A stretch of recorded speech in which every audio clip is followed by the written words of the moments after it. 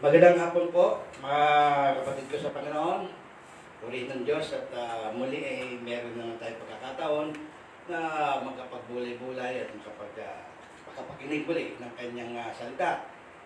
Ito ang salitang magbibigay sa atin ng kalakasan ng ating espiritu ng pamumuhay, maging ating pisikal, lalakas po rito. Tayo po'y dadako sa panibagong series na anim na lesson din po ito. Pag-aaralan po natin ngayon. Ito po susunod natin pag-aaralan ngayon kasi natapos natin po ng anim. Ngayon, ito po mag-upisa tayo sa una ulit. Kaya bago po tayo pumaroon sa ating pag-aaralan, babasahin ko po muna yung verse o yung aklat na tumutukoy po doon. Ito po'y matatagpuan sa aklat ni Juan, 1 chapter 21, verse 1 hanggang 17. At ito po ang sinasabi. May pamagat po itong ang ikatlong pagpapakita ni Jesus. Ito po sinasabi sa 1, pagkatapos nito, muling nagpakita si Jesus sa mga alagad sa tabi ng lawa ng Tiberias. Ganito ang nangyari. Magkakasama sina Simon Pedro, Tomas na tinatawag na Kambal, Nathaniel na taga Cana sa Galilea, ang mga anak ni Zebedeo at dalawa pang alagad. Sinabi sa kanila ni Simon Pedro, mangingisda ako. Sasama kami, sabi nila. Umalis nga sila at sumakay sa isang bangka. Pagdamag silang nangisda, subalit para silang nahuli. Nang mag-uumaga na, tumayo si Jesus sa pampang, ngunit siya hindi nila nakikilala. Sinabi niya, mga anak, meron ba kayong huli? Wala po, sagot nila. Ihulog ninyo ang lambat sa gawing kanan ng bangka at makakahuli kayo, sabi ni Jesus. Inihulugan nila ang lambat at nang hilahin nila ito, ay hindi nila makaya sa dami ng huli. Sinabi kay Pedro ng alagad na minamahal ni Jesus, ang Panginoon iyon.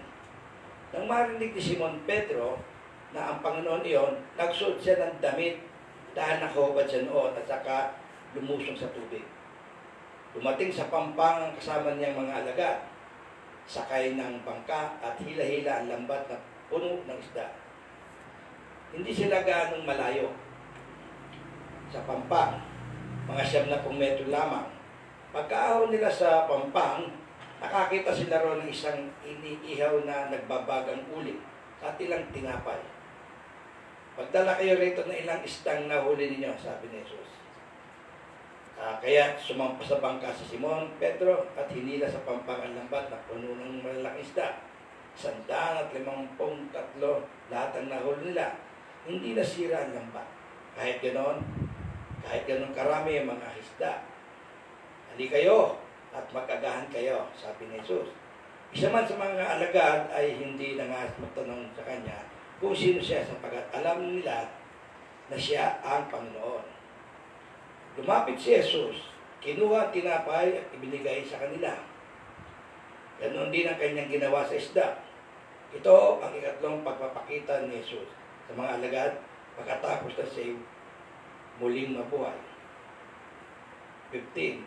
Pagkakain nila, tinanong ni Jesus si Simon Pedro, Simon, anak ni Juan, iniibig mo ba ako na higit sa mga ito? Opo, Panginoon. Alam ninyong mahal ko kayo, tugon niya. Sinabi sa kanya ni Jesus, kung gayon, pakainin mo ang aking mga batang tupa.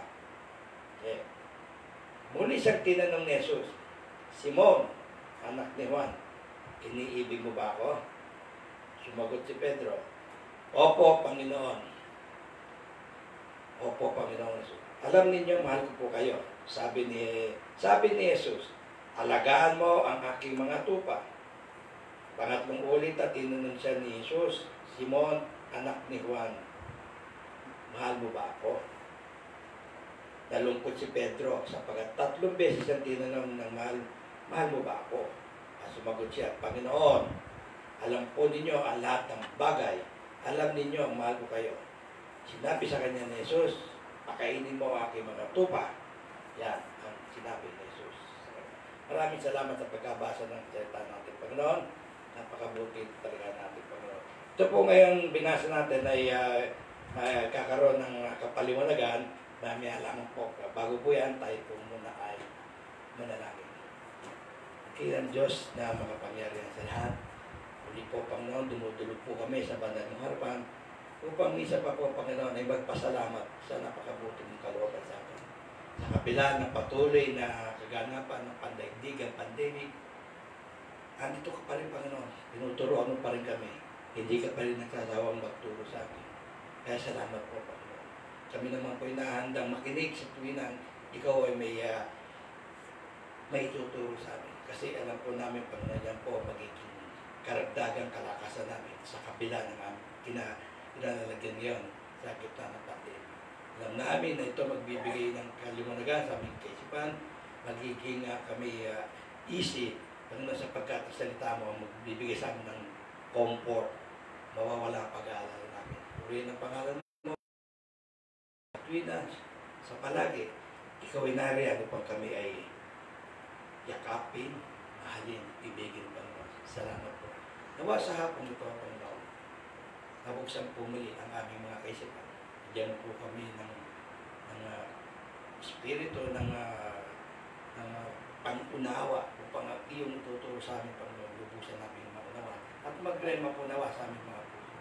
Hayaan mong manatili ito sa puso namin, Panginoon, para na sa ganun po ito po ay lagi namin mamay-meditate. Lagi po namin itong mapagbubulay-bulay araw at gabi. Salamat po, Panginoon, ang mga tabi-tab.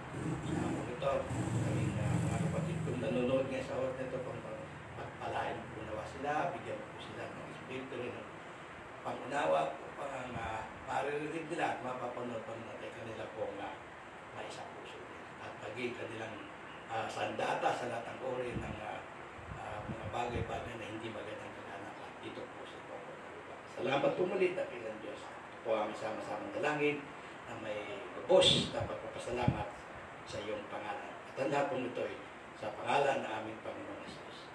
Amen.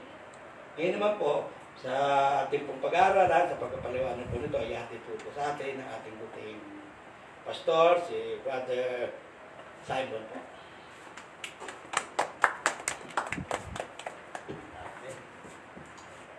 Salamat po, Elder. Magandang araw, mga kapatid. Purihin ng Diyos. Meron tayong pagkakataon makapag-aral muli ng salita ng Diyos. Ito po ay pagpapatuloy ng 6 na series natin, series of teaching natin. Pero ito ay magbibigay linaw tungkol dun sa response o magiging katugunan natin dun sa 6 na teaching na ating napag-aralan nung nakaraang linggo. So, tayo po ay gumawa ng kakaibang uri ng pagbabalangkas ng aralin o theology. Ginamit ko pong style o pamaraanan ay book summary, kung saan kinakailangan tumingin sa 4 Gospels para po makumpleto ang paghahayag ng ating pag-aaralan po sa hapong ito. Muli, tayo po ay dadako na sa ating midweek exhortation. Ito po ay exhortation lang, hindi po to service. Kasi pag service, kompleto, dapat may awitan, may kantahan. Tayo po ay exhortation lang, mahagi lang ng inspiration galing sa salita ng Diyos. At alam ko at dalangin ko, mga kapatid, na ma-appreciate naman ninyo ito. Sana, mga kapatid, handa na po inyong Bible at inyong notes sa hapon na ito upang kayo makasubaybay. At syempre, ihanda natin yung pinakamahalagang dapat natin ihanda sa ganitong klaseng aralin, yung ating puso, yung ating isip. Dumunog tayo sa Ama na bigyan tayo ng mapagkumbabang puso at makalangit na pangunawa upang maunawaan natin at may sa buhay yung ating pag-aaralan sa araw na ito, mga kapatid. Okay? So, meron tayong introduction. Ang ating pong introduction ay ganito, babasahin ko po sa inyo. No? if you read through the Gospels, pag binasa po natin ang Gospels, o yung Synoptic Gospel, including the book of John, and look for Peter's story. Tignan natin yung istorya ni Peter.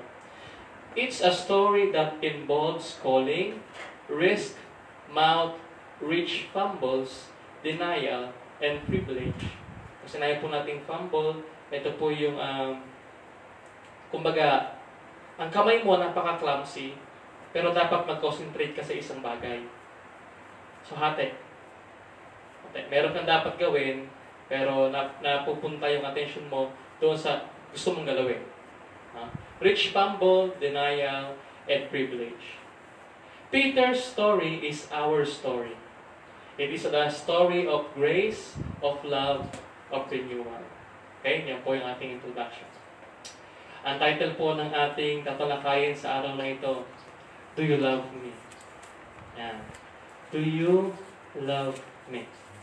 Binasa po yan ni Elder Alex kanina sa John chapter 21, verse 1 hanggang 17. Sana po kayo ay nakasunod. At yun po ang ating pag-aaralan sa araw na ito. Meron po tayong 3 main point na ating pag-aaralan. Unti-untiin po natin at ating pong isa-isahin upang ating pong maunawaan. Ang main point number 1 po natin, pagkatawag at ang iginawad. So sabi natin, it involves calling and denial. So yung word na iginawad, dalawang senaryo po ang pinatutungkulan niyan. Yung iginawad sa kanya ng Panginoon at yung iginawad pabalik ni Pedro sa kanya. So yan po ang ating mag-aaralan ha. Again, ang storya ni Peter ay sumasalamin sa ating storya. Okay? So si Simon Peter, Simon Pedro, Cephas na ang kahulugan ay bato, rock, yun yung kanyang pangalan. Sabi dito, ang istorya ni Pedro ay totoo. Ito ay personal. Personal. Si Pedro ay sumasalamin sa akin, sa iyo, at sa ating lahat. Si Pedro ay sumasalamin sa kahinaan natin. Yan ang dahilan kung bakit napaka-personal ng ating pag-aaralan sa araw na ito. Napaka-personal na ito, mga kapatid. So, tingnan natin, ihanda natin ang ating puso, ang ating isip sa ating pag-aaralan sa araw na ito. Main point number 1. Peter, Pedro, Cephas, rock. Okay? Tingnan natin, basahin natin, nung si Pedro ay tinawag ng ating Panginoon sa John chapter 1, verse 40 hanggang 42. John chapter 1, verse 40 hanggang 42. So alam po natin ang istorya, may dalawang follower, si John the Baptist, si John, at saka si Andrew. Nakita ni John, si Jesus Christ ay lumalakad. At ang sabi ni John the Baptist, tingnan ninyo ang kordero ng Diyos. Yung dalawang dati niyang apostol, o dalawang dati niyang follower, iniwan si John at sumunod sa Panginoon. Okay? So sumunod yung dalawa, anong unang ginawa ni Andres na kapatid ni Pedro? Hinanap niya si Simon Pedro. At kung titignan po natin si John chapter 1, verse 40, ito po ang sabi. Ang isa sa dalawang alagad na nakarinig kay Juan at sumunod kay Jesus ay si Andres na kapatid ni Simon Pedro. Anong unang ginawa ni Andres? Unang hinanap ni Andres ang kanyang kapatid na si Simon. Sinabi niya, nakita namin ang Mesiyas. Ang kahulugan ng salitang ito ay Kristo. At isinama ni Andres si Simon kay Jesus. Tinignan ni Jesus si Simon at sinabi sa kanya, ikaw ay si Simon na anak ni Juan. Ikaw ay tatawaging Cephas na ang katumbas ay Pedro. Ang ibig sabihin po ng Pedro, rock. Okay? Kuha po natin.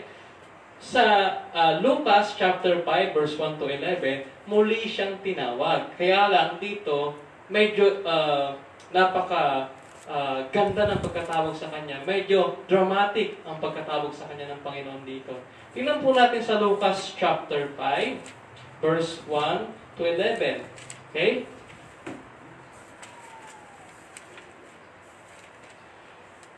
Minsan habang nakatayo si Jesus sa tabi ng lawa ng Genesaret, nagsiksikan ang napakaraming tao sa paglapit sa kanya upang makinig ng salita ng Diyos. May nakita siyang 2 bangka sa baybayin. Nililinisan ng mga mangingisda ang kanilang lambat at wala sila sa kanilang mga bangka. Sumakay siya sa isa sa mga ito at napag-aari ni Simon. Hiniling niya rito na ilayo ng kaunti ang bangka mula sa baybayin. Naupo siya sa bangka at nangaral sa mga tao. Pagkatapos niyang mangaral, sinabi niya kay Simon, pumalaot kayo at ihulog ang mga lambat upang manghuli.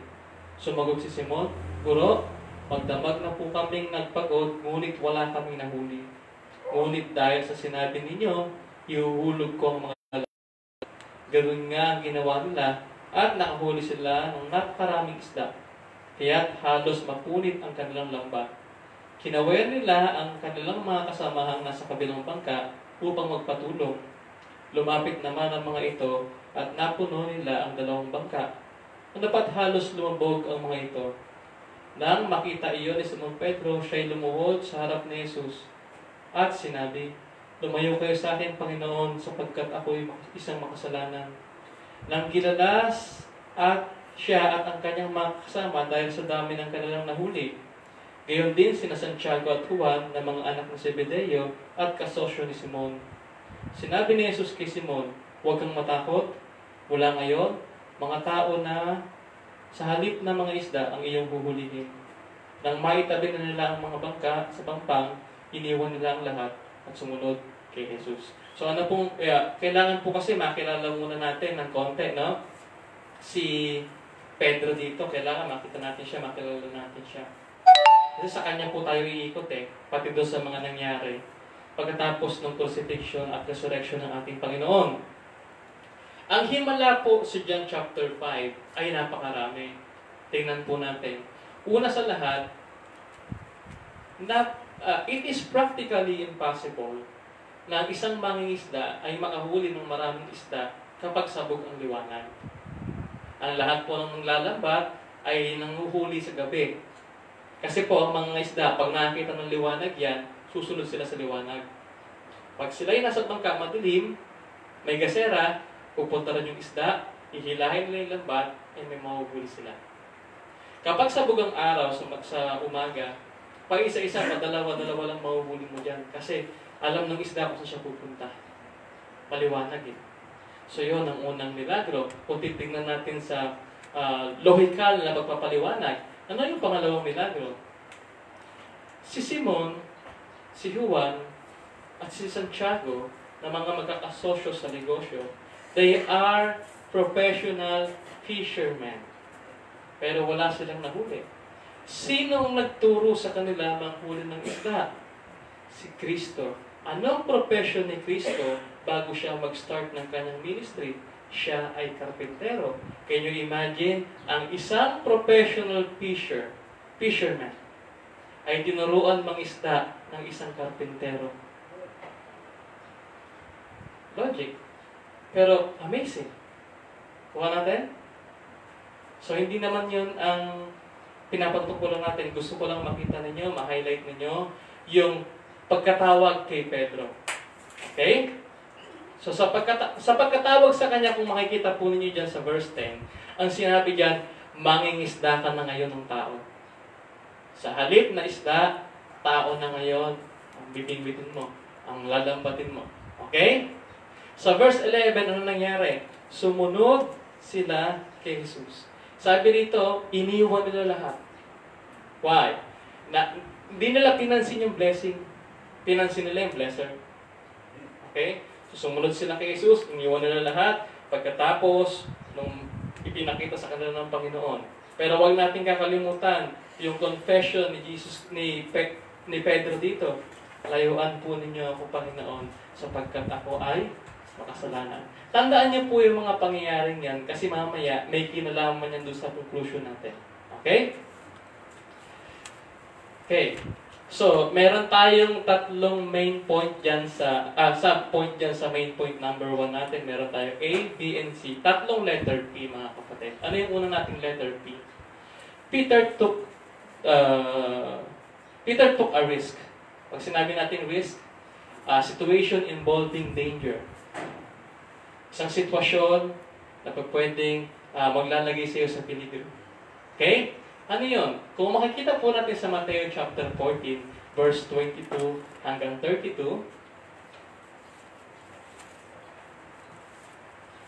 Mateo chapter 14,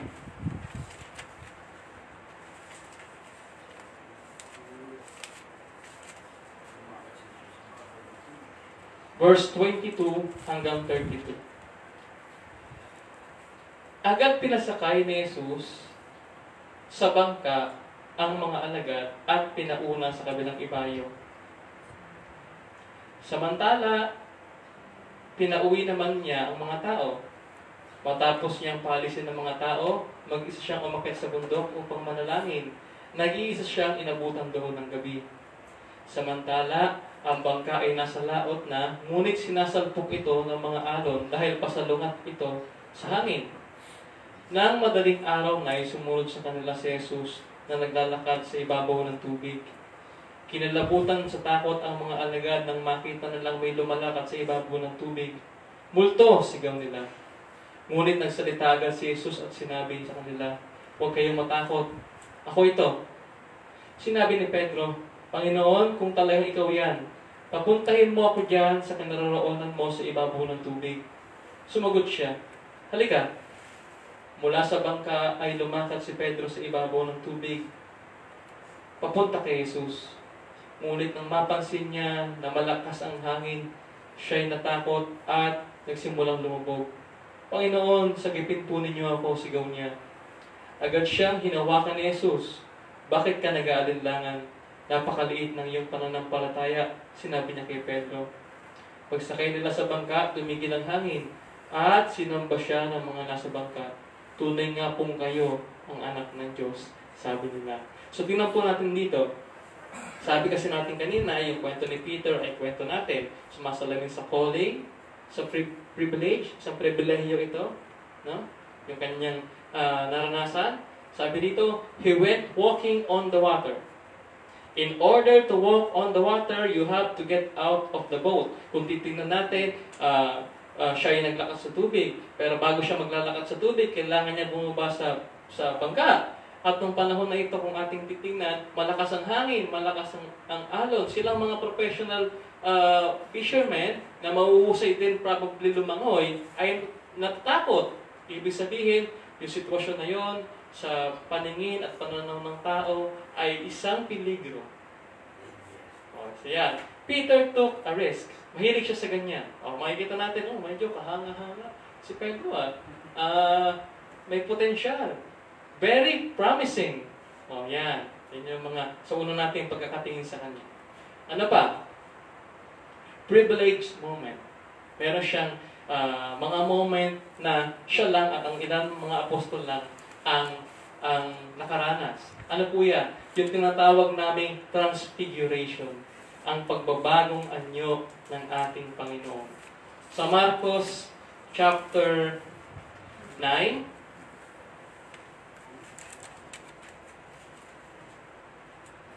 verse 2 to 7, ganito pong sabi. Pagkaraan ng 6 na araw, umakyat si Jesus sa isang mataas na bundok. Wala siyang isinama roon maliban kina Pedro, Santiago at Juan. Tatlo lang po sila.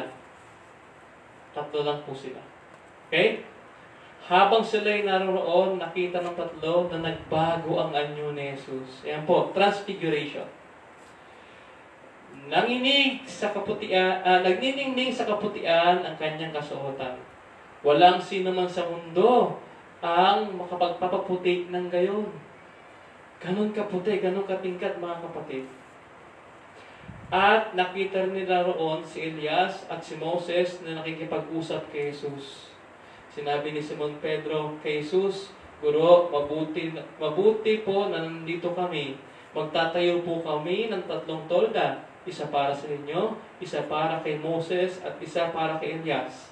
Dahil sa kanilang matinding takot, hindi niya alam kung ano ang kanyang sasabihin. So, tinan niya yung emosyon ni Peter dito. Gusto niya pa rin magsalita. Gusto niya pa rin ipakita yung hospitality niya. Kahit na siya'y takot na takot. Okay? Na nililiman sila ng makapal na ulap at mula rito ay may isang tinig na nagsabi, ito ang pinakamamahal kong anak. Pakinggan niyo siya. Biglang tumingin sa paligid ang mga alagad, ngunit wala silang ibang nakita maliban kay Jesus. Bumalik sa dati. So ano ba ibig sabihin ng transfiguration sa usapang theological?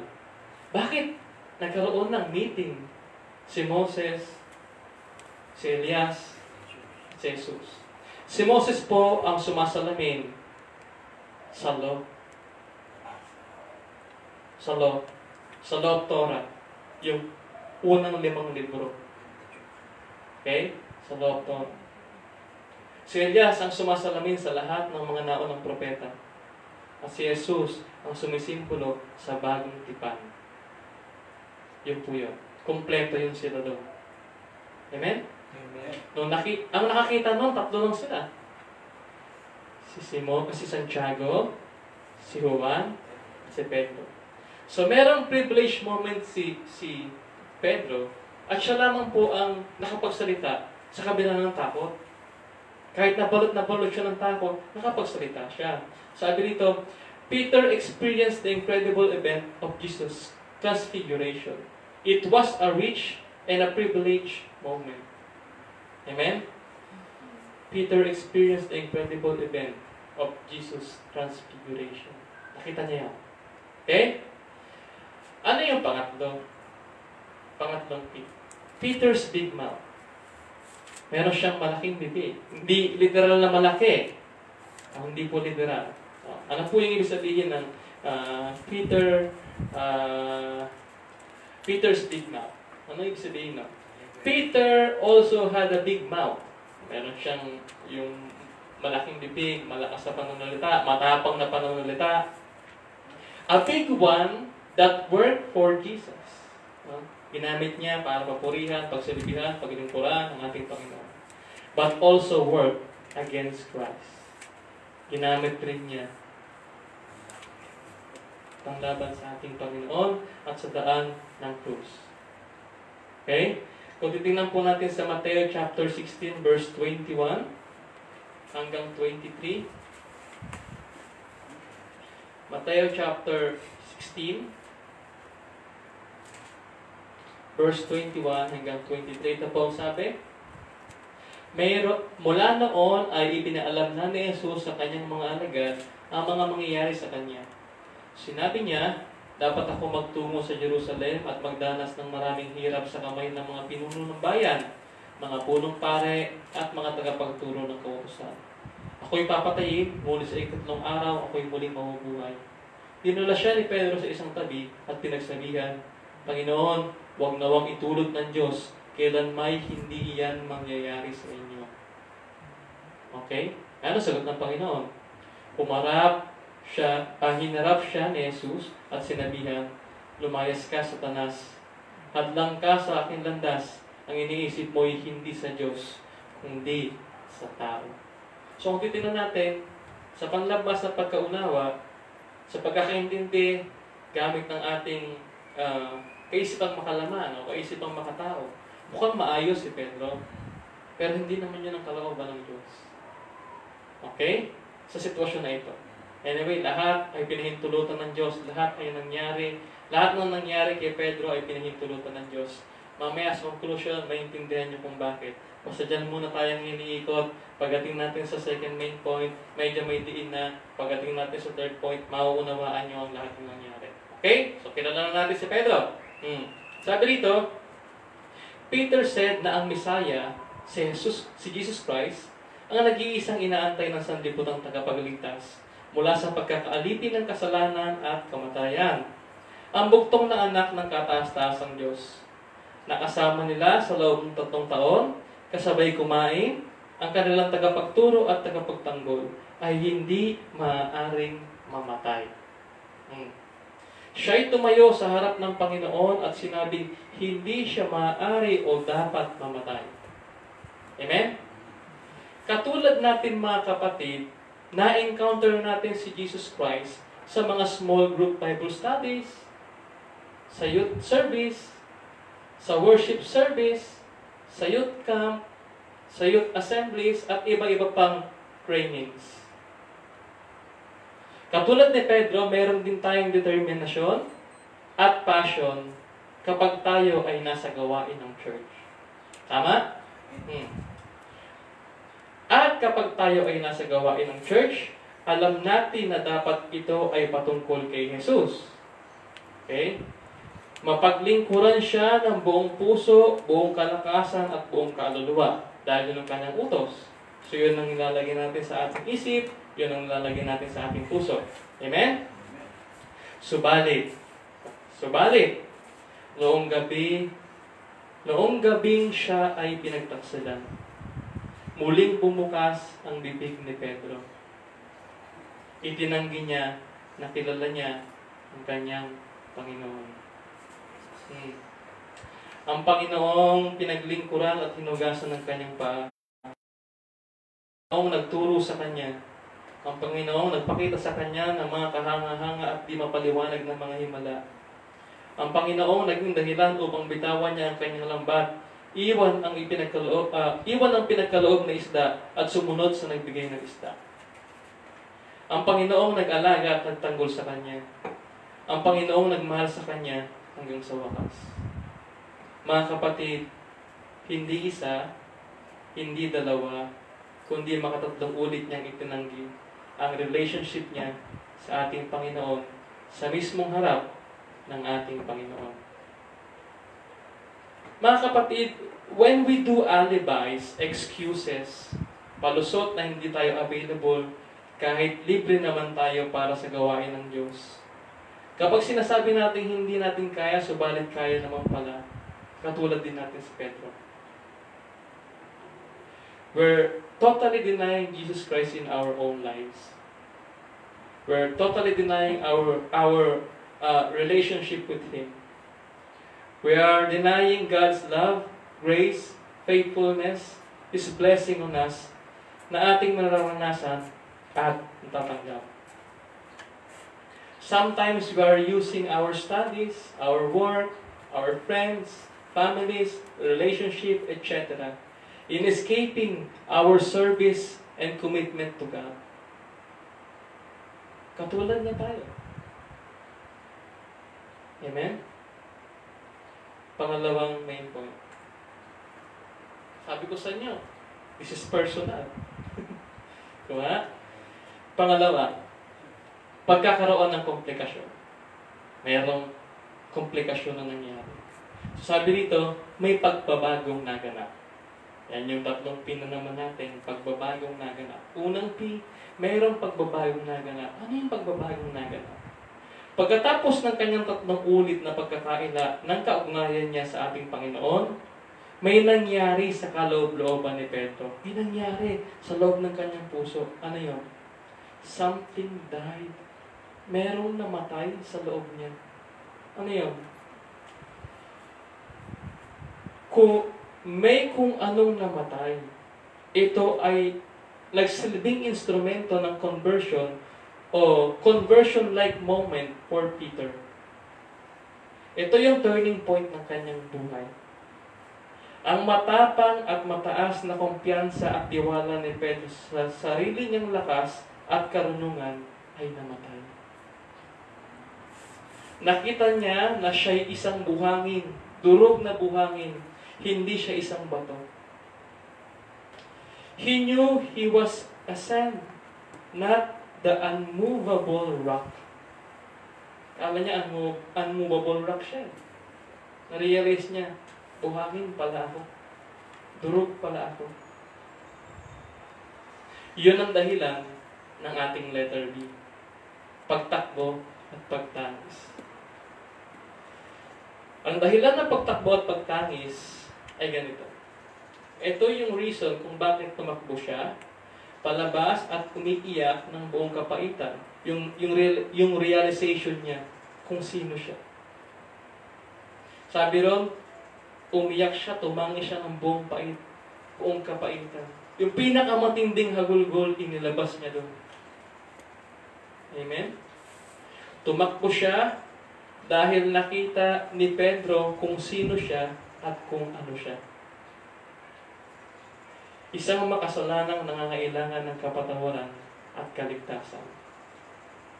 Hindi siya yung Pedrong kilala niya sa sarili niyang malakas, matikas. Hindi pala siya yun. Amen?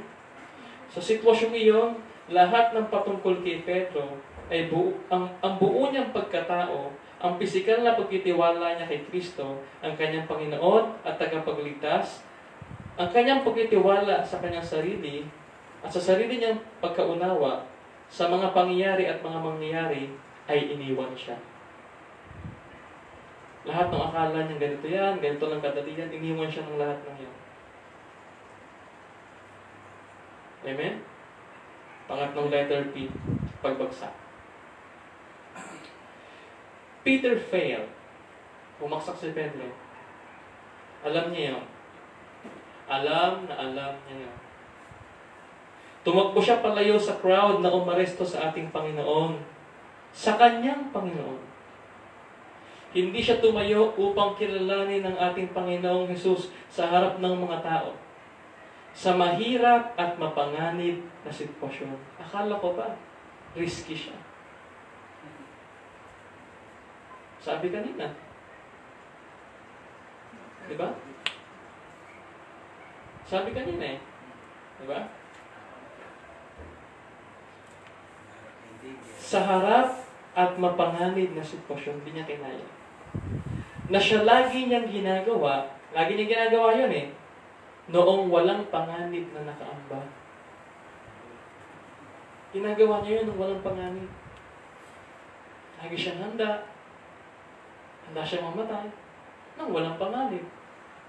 Pero, nang may panganib na, hindi niya kaya. Hindi niya kaya. Sabi dito, hindi siya tumayo upang kilalanin si Jesus bilang Panginoon o maski kaibigan man lang. Hindi niya sinabi na, kaibigan ko yan. Ano nangyari? Itinanggi niya, kilala niya si Jesus, ni hindi niya mabanggit ang pangalan ng kanyang Panginoon. Hindi niya mabanggit. Question. Yung title natin, do you love me? Yun ang tatanong sa kanya. Kuha natin. Okay. Tanong. How about us? Anong pakiramdam natin kapag nire-reject natin ang tawag ng Diyos sa ministry na ipinagkatiwala sa atin? Meron bang gift? Meron bang bigat? Meron bang something na nare-realize mo may namamatay sa'yo? O sa usaping pananambahan na lamang bilang mas mababaw na batayan? Halimbawa, walang ministry, mas mababaw na batayan. Pagpunta at pag-attend sa church service. Pagsamba at magpuri sa Diyos. Meron bang namamatay sa iyo pag hindi ka nakakapunta dyan? Then ask yourself, do you love Christ? Amen? Okay.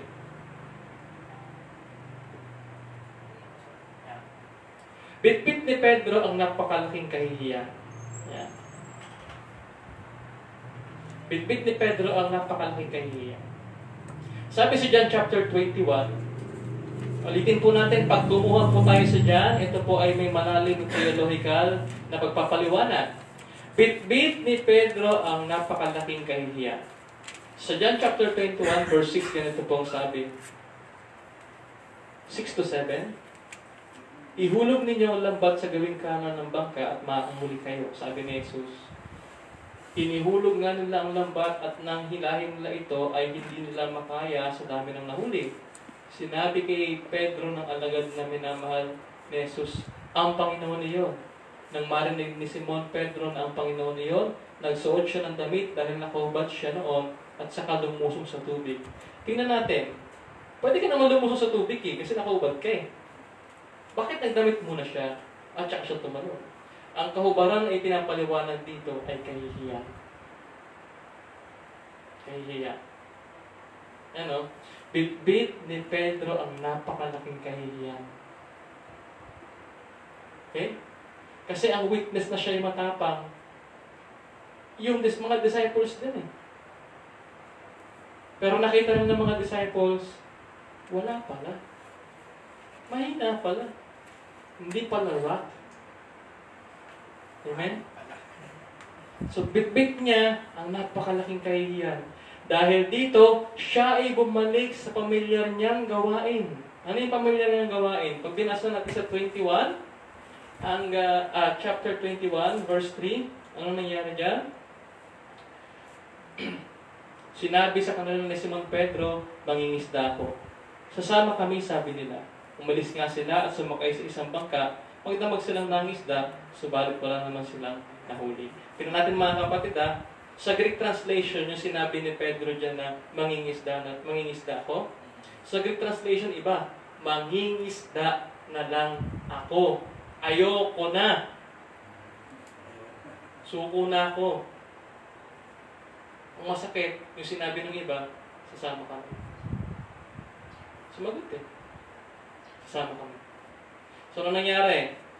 Bumalik na lang siya sa pamilyar niyang gawain. Mangisda. Ito ay upang kalimutan ng nakaraan at maghanap buhay na lamang. Gawin ang gawain siya ay komportable. Komportable siya dun eh. Yun ang nakasanayan niya, yun ang kinalakihan niya. Ang tanong, yung bang plano ng Diyos sa kanya? Babalikan natin. Subalit, noong unang gabi, ng pagbalik ng mangingisda ng taong ito sa laot. Kasi yun ang sabi sa kanya eh, mangingisda ka na ng tao ngayon. Yung mangingisda ng tao, nung bumalik siya sa laot, wala siyang nahuli. Ang tanong, sounds familiar? Mga kapatid, sounds familiar? Parang nangyari na ba? Sabi rito, almost too familiar. Amen? Parang nangyari na yan Okay. 3. Pagbabalik ng inspirasyon. Namatay yung inspirasyon niya. Namatay yung fire sa heart niya. Ito, nagbalik eh. Pagbabalik ng inspirasyon. Sabi rito, failed as a disciple, failing at fishing, Peter must have felt awful all over again. Bagsak na sa pagiging apostol, babagsak pa sa pagiging mangingisda, walang nahuli. Kung titingnan natin ang buhay ni Pedro, wala nang pag-asa. No? Ano ba ito? Ang bihirang buhay ito. Diba? Ganun eh. No? Paano siya makakapamuhay ng maayos at tiwasay pag ganito ang kanyang lagi ang sitwasyon? Paano siya makakabangon? Paano siya makakabangon? Pero tingnan natin, ano bang vision niya rito? Sarili niya eh. Mangingisda na lang ako. Question, makakabangon ka ba kapag sarili mong desisyon at kagustuhan ang sinunod mo? Makakabangon kaya tayo? Okay, sige, pag-aralan natin. Meron tayong tatlong letter A, ating pong pag-aralan. Una, ang kabiguan dahil sa sariling kagustuhan. Yung nasa verse 2 at nasa verse 3, basahin po ulit natin. Naulit na yan, pero ulitin po natin. Verse 2 and 3, ganito po nangyari. Magkakasama sina Simon Pedro, Tomas na tinatawag na Kambal, Nathaniel na taga-Kana sa Galilea, ang mga anak ni Zebedeo at ang dalawa pang alagad. So 7 po sila. Sinabi sa kanila ni Simon Pedro, mangingisda na lang ako. Sasama kami, sabi nila. Umalis nga sila at sumakay sa isang bangka, magdamag silang nangisda, subalit wala silang nahuli. So kabiguan, yan yung letter A natin. Ang kabiguan dahil sa sariling kagustuhan. Yun ang gusto nila eh. Amen? Yun ang kagustuhan nila eh. Mangingisda na lang ako. Wala pa rin ministry, paala na sila dyan. Diba? Anong pag-asa, hirap na ako dito. Nakita yung kahinaan ko. Napahiya ako. Ayoko na. I'm a failure. Amen? Sabi ang boses na magbibigay ng direksyon at inspirasyon. Kung titingnan natin sa A, nakita natin kung gaano ka-awful yung mga nangyayari para sa paningin ng ating Apostol Pedro at ng iba pa. Walang ng pag-asa. Pero mayroong boses na magbibigay ng direksyon at inspirasyon. Sa verse 4, ganito po ang nangyari. Na mag-uumaga na, tumayo si Jesus sa pampang, ngunit siya ay hindi nila nakilala. O, tingnan po natin 4, 5, and 6. Diyan po sa verse 4, bago natin napagpatuloy, meron po diyang note, yung darkness and light. Tingnan po natin sa darkness, wala silang nakuha. Wala silang napala. Amen? Pero sabi po rito sa verse 4, nang mag-uumaga na, tumayo si Jesus sa pampang. Nung mag-uumaga na, nagpakita ang Panginoon.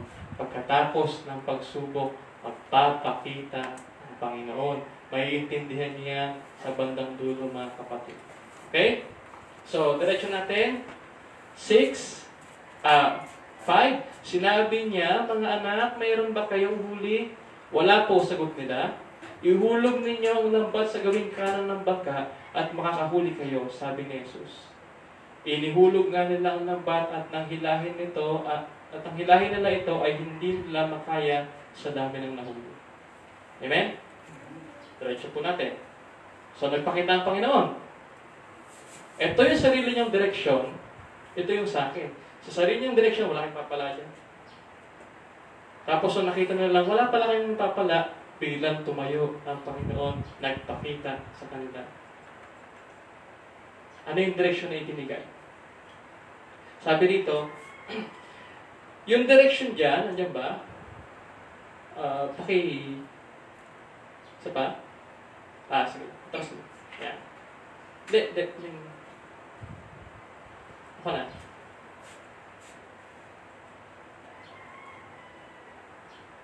Yan. Okay. Sabi ng boses, mga anak, may nahuli ba kayo? Yan. Ayon sa sariling kagustuhan ng punto doon.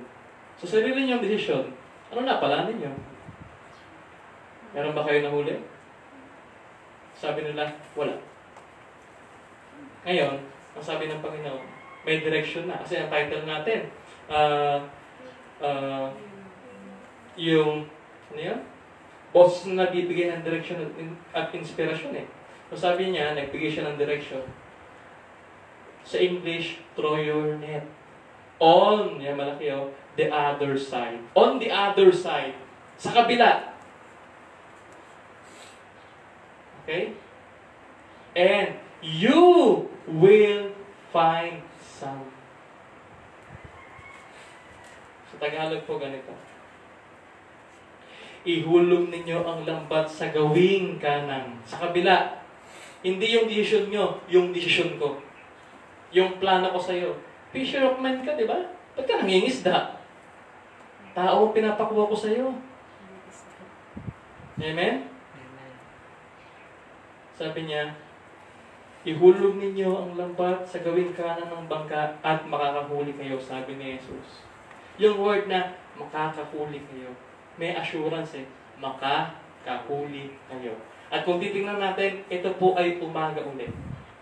Okay? Umaga na naman. Umaga na naman, mga kapatid. Imposible na naman makahuli ng napakaraming isda gamit ang lambat. Amen? Tanong, narinig na ba ito ni Pedro noon? Ayan, meron tayong action dyan. Ilapat daw ninyo yung palad ninyo sa inyong mga noo at dahan-dahang ihagod pababa ang kamay po ba hanggang baba. Yun pala yun. Narinig na ba ito ni Pedro noon? Kita ninyo? Narinig niya na ba yun? Yung gano'n?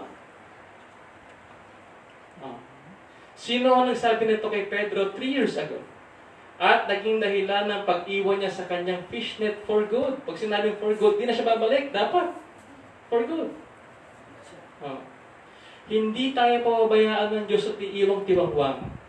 Itutuloy niya ang kanyang napakagandang plano para sa atin. Amen? Huwag sumoko sa ministry, sa paglilingkod sa Diyos. Tatapusin niya yung plano niya. Tandaan, si Jesus Christ ang author, finisher, and perfecter ng ating buhay. Gagawin niya, tatapusin niya. Amen? So, nakita natin dito, napahawak sa noo, hinagot po ba hanggang sa Bethel? Ay, hanggang sa baba? No? Kasi nakita natin, ano ba naman yan? No? Kita na niyo? Okay. Sabi dito, pagsunod. Yan yung ating letters. Pagsunod. Yan. Re-restore na siya. Kasi sabi dun sa Lucas chapter 22, verse 31, if I'm not mistaken. Lucas chapter 22, verse 31. Yan. Verse 31 hanggang 32. Simon, Simon, makinig ka. Hiniling ni Satanas na subukin kayo tulad sa ginagawa ng mga magsasaka na hinihiwalay ang ipa sa mga trigo. So, hiniling daw, may prayer request si Satan na sila ay subukin. Si Satanas may prayer request eh. Sabi dito, subalit, idinalangin kita. Yan, idinalangin kita. Intercessor. Interceding. Idinalangin kita upang huwag manghina ang iyong pananampalataya. At kapag nagbalik loob ka na, patatatagin mo ang iyong mga kapatid. Alam ng Panginoon, madadapa si Pedro. Pero alam niya, magbabalik loob ka rin. Okay? Hihina ka lang. Pero ikaw ang magpapatatag sa pananampalataya ng iyong mga kapatid. Tingnan po natin dito. Yung pagsunod niya, yung sinabi na, ihagis mo ang lambat sa gawing kanan at makahuli ka. This time, there is no talking back. No question. Kasi kung makikita nyo sa Lucas chapter 5, tingnan po natin. Lucas chapter 5, verse 4. Pagkatapos niyang mangaral, sinabi niya kay Simon, pumalaot kayo at ihulog ang mga lambat upang manghuli. Kung titingnan po natin, walang direksyon dito. Pero sinabi ng Panginoon, ilaglag niyo ang lambat. Wala siya sinabing kanan o kaliwa. So yung theological meaning na sinabi niya, bakit sa kanan, bakit doon sa other side? Kasi meron siyang direksyon na gustong tahakin ng mga apostol. Dito wala pa. Okay? Kasi may ibang gusto sila Pedro mangingisda na lang kami. Pero sabi ng Panginoon, ibig sabihin po nun, theological meaning, hindi yan ang plano ko sa iyo. Mangingisda ka ng tao. So dito nakita po natin, sa pagsunod sa ating subpoint letter C, pangatlong P, ang sabi doon, this time, there is no talking back, no question. Kasi kung titignan po natin sa Lucas chapter 4, sa Lucas chapter 4 po, sabi po dito, pumalaot kayo at ihulog ang mga lambat upang manghuli. Ay, sumagot si Simon, Guro, magdamag po kaming napagod, ngunit wala kami nahuli. Ngunit dahil sa sinabi ninyo, ihuhulog ko ang lambat. Susunod, pero may sinasabi.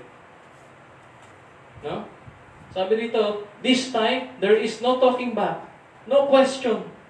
He picked up the net at hinagis ito ayon sa direksyon na ibinigay sa kanya ng Panginoon. Anong kasunod? What a catch. Ang dami nilang nahuli. Hindi nila makayang hilahin ang lambat sa dami ng nahuli. Pag tinignan natin sa verse 7, nakilala ni John na ito ay ang ating Panginoon. Sabi niya, it's Jesus. Okay? Amen? Okay. Sabi rito, ang ating Panginoon ay inabot ang ating Panginoon ay inabot ang kanyang nasaktan, sugatan, at takot na anak. Nasaktan, sugatan, at takot na anak. Si Pedro na dumaan sa pinakamahirap at puno ng hinagpis na mga araw sa kanyang buhay. Okay? Nagawa ni Pedro ang pinakamalaking pagkakamali ng kanyang buhay. Now, he faces the man he offended. The one he denied. The one he rejected. Peter couldn't talk. Hindi siya makapagsalita. Peter was unable to go to Jesus. Hindi siya makalapit sa ating Panginoon. Jesus had to come to him. Si Kristo ang lumapit sa kanya. Tayo ay walang pinagkaiba, mga kapatid. Kapag tayo ay nakagawa ng malaking pagkakamali, tayo ay nakapanakit ng damdamin, naka-offend ng tao, o ng mga nagmamahal sa atin ng lubos. Madalas, itinatago na lamang natin, itatago sa kaibuturan ng ating puso upang walang makakita at hindi ito mahayag. Itatago na lang natin.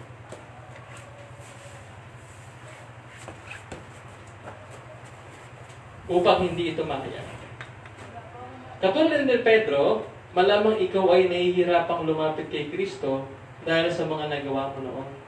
Malamang ganun pa rin ang kaisipan mo. Ay, patawarin ng Diyos, matindi ang kasalanan ko. Katulad ni Pedro. Amen? Subalit ating tandaan, si Jesus Christ ay lumalapit sa atin. Siya ang lumapit sa atin. Hindi tayo ang lumapit sa Kanya. Tayo ay Kristiyano, tayo ay ligtas, hindi dahil sa ating mga mahihinang kamay at pananampalatayang nakakapit sa Kanya. Tayo ay mananatiling Kristiyano at ligtas. Tayo ay mananatiling nananampalataya sa ating Panginoon dahil sa hindi maipaliwanag na pag-ibig niya sa ating mga hinirang niya. Tayo ay naliligtas hindi dahil sa tayo ay nakakapit sa Kanya. Tayo ay maliligtas dahil ang Kanyang makapangyarihang kamay na humugis ng mundo at ang lahat ng nakapaloob dito ang nakahawak sa atin. Hindi tayo maiiwan pagkat kung tayo man hindi tayo maiiwanan pagkat kung tayo man ay makabitaw, ang makapangyarihang kamay ang nakakapit sa atin. Ang makapangyarihang kamay na lumikha at pinagmulan ng lahat ng bagay at ng lahat ng buhay. Ang makapangyarihang kamay na nabutas dahil sa mga pakong itinusok upang ang ating kahinaan ay mabayaran. Mga kapatid, mahal tayo ng Diyos. Malinaw na sa atin ang pag-ibig ng Diyos sa pamamagitan ng ating Panginoon. Ang tanong ngayon, do you love Him? Do you love Him? Conclusion. Tulad ni Pedro, nakita natin ang kahinaan at kabulukan natin bilang tao. Nakakahiya, nakakasuka, at kamuhi-muhi. Subalit, nakita rin natin ang pag-ibig ng Diyos sa kabila ng mga kahinaan nating makalaman na mahirap tanggapin. Ay binigyan niya tayo ng halimbawa, binigyan tayo ng halimbawa ng Panginoon sa pamamagitan ng ating pinag-aralan sa araw na ito. Ang magmahal. Yan po yung halimbawa niya, magmahal. Sa kabila ng pagiging Pedro natin kung minsan sa ating pananampalataya, binigyan tayo ng halimbawa ni Kristo na dapat nating ipamuhay at pagnilaya. Amen? So meron tayong paglilinaw dito para makuha po natin yung conclusion natin. Sa Biblia, meron pong 4 na uri ng salitang love. Alam na lang po natin yan, storge, empathy, or bond. Yung pagiging nationalistic natin, yun ang tinatawag na storge. Ako'y Pilipino, I'm proud to be a Pinoy. Yan. Philia, phileo, phileo. Friend bond. Pagmamahal sa kapatid. Sa kaibigan. Eros, romantic love. Okay, pag sinabing eros, pagmamahal sa boyfriend, girlfriend. Opposite sex, hindi same sex. Opposite sex, asawa, nobya, nobyo. Amen? Yung agape, unconditional love. Hindi natin kayang gawin yan. Okay? So, nakuha na po natin yan. Kasi yan po ay may kinalaman sa ating conclusion. Ito na po yun. Ang ating conclusion, 3 P. Una nating letter A, Peter, do you agape me? Sa Greek translation, yun po ang ginamit. Peter, do you agape me? Sabi ni Peter, yes Lord, I phileo you. Kuha niya yung pagkakaiba, yung diferensya. Hanggang sa pangalawang tanong, Peter, do you agape me? Yes Lord, I phileo you. Pagdating ng pangatlo, nalungkot si Pedro. Panginoon, kuha niya. Pero doon sa pangatlong tanong, iba. Ang sabi ng Panginoon, Peter, do you phileo me? Yes, Lord, I phileo you. Ano pong kahulugan? Hindi natin kayang tapatan ang pag-ibig ng Diyos. Ganun pa man, na alam ng Diyos yung kaya nating i-offer na pag-ibig sa Kanya at naiintindihan niya yun. Alam niya kung meron kang kakayahan, i-extend yun o talagang tinitipid mo lang. Alam ng Diyos ang laman ng ating mga puso, mga kapatid. Yes, Lord, I phileo you. Amen? B. Panginoon, alam po ninyo ang lahat ng bagay. Alam ninyong mahal ko kayo. Yan yung pangalawang P natin. Anong kahulugan yan? Nakita ni Pedro yung sovereignty of God. Kasi nung una, ayaw niyang mapayagan, mapahintulutan yung ating Panginoon na mamatay sa krus. Amen? Sa sarili niyang lakas, sa sarili niyang force, gusto niyang yung daan ng Panginoon, siya ang magde-decide. Hindi pwede eh. Sabi niya, hindi maaari. Okay? Dito, because doon sa restoration na nangyari sa kanya, dahil siya'y nasaktan, sugatan, takot, pero yung pastor nung lumapit sa kanya, bigla siyang bumaba. Panginoon, alam po ninyo ang lahat ng bagay. Doon nyo na-realize na lahat ay alam ng ating Panginoon. At lahat ay ayon sa plano niya para sa atin. Sabi niya, alam po ninyong mahal ko kayo. Kaya lang, alam din po ninyo na ako'y mahina. Amen? C. Pastulang dapat alagaan. Ano sabi doon? Feed my sheep. Mga kapatid, ang ating ministry, yan ang pastulang dapat alagaan. Yung ating mga inaalaga ang mga disciples, mga tinuturuan, sila yung pastulang dapat alagaan. Yung ating church, yan ay grupo ng mga tupa na kailangang pasturin. Amen? Kung titingin po tayo sa aspetong theological, napakalaki kung pagbabasihan natin ang salita ng Diyos ng kakulangan natin sa pastulang ipinagkatiwala sa atin ng Diyos. Ganun pa man, tayo ay mga Pedro na maraming pagkakamali, maraming kakulangan, nireject ang Diyos sa maraming bagay at maraming paraan. Pero, mahal pa rin tayo ng Diyos. At kaya tayo buhay ngayon ay binibigyan tayo ng pagkakataon ng Diyos upang maunawaan at isabuhay yung pag-aalaga, pagmamahal sa pastulang dapat alagaan. At yung pagmamahal na yon ay nakuha natin sa pagmamahal na ipinakita niya sa atin. Amen? Purihin ng Diyos, palakpakan natin ang Panginoon. Tayo po ay manalangin. Dakilang Diyos, Ama namin banal, kami po ay nagpapasalamat sa napakagandang mensahe yung ipinakita sa amin. Ganda po, Panginoon, ng mga realizations na nakita namin sa hapong ito. Nakita namin, Panginoon, kung gaano kami kahina, kung gaano kami kawalang silbi. Gaano pa man, Panginoon, kung gaano kami kahina, siya namang tinirifle, Panginoon, ng pag-ibig mo sa amin. Pagamat kami walang may pagmamalaki sa iyong harapan, kami, Panginoon, ay tinubos mo mula sa pagkakalipin ng kamatayan at kasalanan.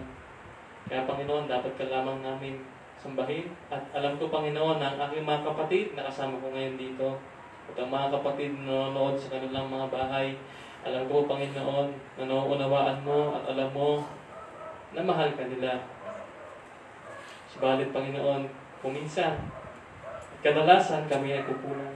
Kaya, Panginoon, bigyan mo po kami, Panginoon, ng kaisipan upang matanong namin sa mga sarili namin, if we love you, at kung kami naman po yung may pagkukulang, bigyan mo po kami ng conviction sa aming puso. O Panginoon, sa pagbabalik ng gawain, kaya yung gawain sa linggo, buong puso po kaming magpupuri sa iyo, bagamat po kami nasa kanilang bahay. Alam po namin na hindi hadlang, Panginoon, yung aming pasamantalang pagkakalayo-layo upang ikaw ay sambahin. Salamat, Panginoon, sa mga katotohanan ito. Mga Panginoon, pakita mo sa amin, Panginoon, na hindi mo kami iiwan at ikaw ang patuloy na yayakap sa amin kasi, Panginoon, kung kami ang hahawak sa iyo, makakabitaw kami dahil mahina kami. Anong pa man, alam namin, Panginoon, na ikaw ang nakahawak sa amin. Ang mga malalakas mong kamay, siya lumikha sa mundo, at siya rin nakahawak sa amin, Panginoon. Kaya alam namin, Panginoon, kami ay safe sa iyo. Bigyan mo po kami, Panginoon, ng mapagkumbabang puso, pusong masunurin, pusong handang magmahal, pusong handang maglingkod sa lahat ng uri ng pagkakataon. Salamat po, Panginoon, sa iyo namin tinataas ng lahat, sa pangalan ni Jesus. Amen. Magandang araw po, purihin po ang Diyos.